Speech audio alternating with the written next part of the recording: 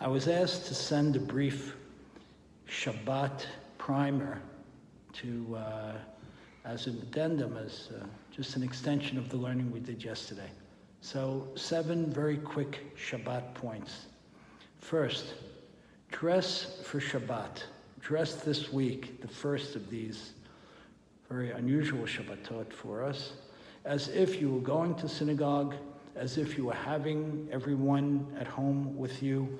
How we dress has a huge impact on us, on how we feel about ourselves, on our understanding of where we are. It grounds us. In fact, even during the week, if a person typically dresses a certain way to go to synagogue and then go to the office, even if he's home doing an hour or so of work at home, he should dress as if he was going to the synagogue and going to office. Dressed the way he typically does will ground him in terms of who he is. Number 2, eat at the Shabbat table. We're used to being at the Shabbat table. Thank God, with many family members, we won't be enjoying that as much this week.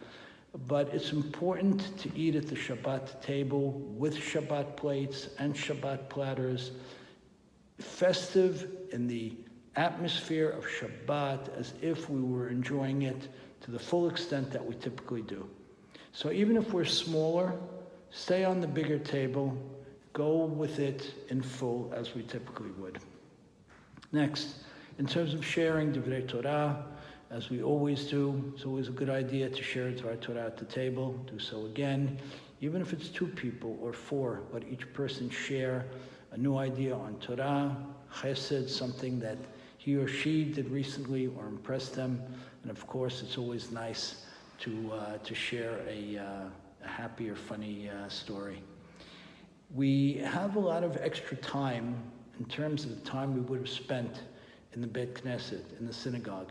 So in lieu of that, pray slower. For those who would benefit by understanding more by using an English-Hebrew Siddur, take one.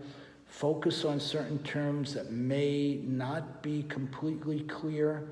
Learn those terms, understand them better, and take the time, that extra prayer time that's allowed to us over the next day or so, and use it to immerse more deeply in the prayers and to make the prayers a different experience. Next, we have a halacha that a person is supposed to read the parasha twice each week with one of the main commentaries, particularly Unkelus. Some of our poskim say that should a person read the parasha twice with any of the those who give the explanations, the Mefarshim, it's as if he stood in the Beit Knesset in front of the actual Sefer Torah, hearing it from the Chazan. So each week it's important that we read the parasha twice with an explanation. This week it's even more important. Make every effort to do so.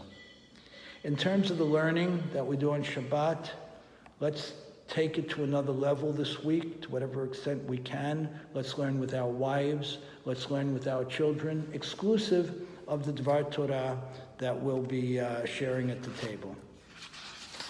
Finally, the last point on Shabbat is that there's a certain oneg, there's a certain pleasure, there's a certain beyond the time uniqueness and spirituality that's built into Shabbat.